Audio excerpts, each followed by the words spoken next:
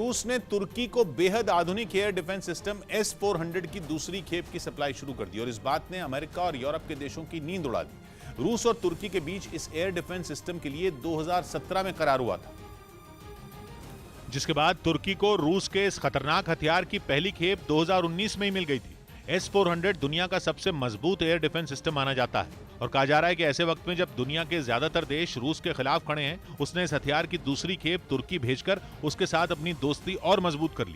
तुर्की एक नेटो देश है, वही नेटो जो यूक्रेन पर हमले के बाद से ही पुतिन का दुश्मन बना हुआ, जो चाहता है कि रूस उसकी ताकत के आगे झुक जाए।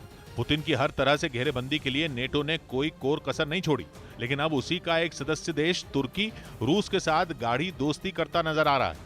लेकिन तुर्की का ये रुख कोई नया नहीं है, बल्कि यूक्रेन की जंग शुरू होने के बाद से ही उसने ये साफ कर दिया था कि वो न तो रूस से गैस खरीदना बंद करेगा, न ही हथियारों की डील रोकेगा। और उसकी ये बात अमेरिका समेत यूरोप के देशों को पसंद नहीं आई।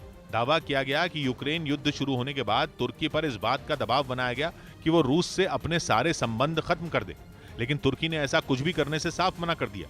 उसकी दलील थी कि इस जंग की वजह से वो पुतिन के साथ अपने रिश्ते खराब नहीं करेगा।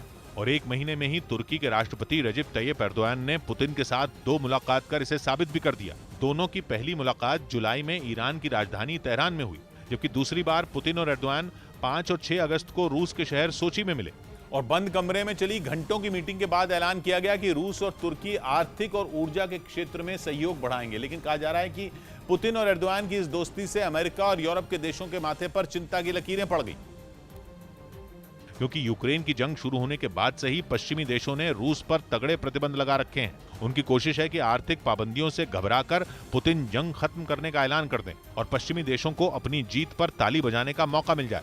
लेकिन 6 महीने बाद भी उनकी हसरत पूरी होती नहीं दिख रही और अब तुर्की उनके जख्मों पर नमक छिड़कने का काम कर रहा है। रूस से गैस भी खरीद रहा है और हथियार भी, यानी बैन के बीच तुर्की रूस की झोली भर रहा है।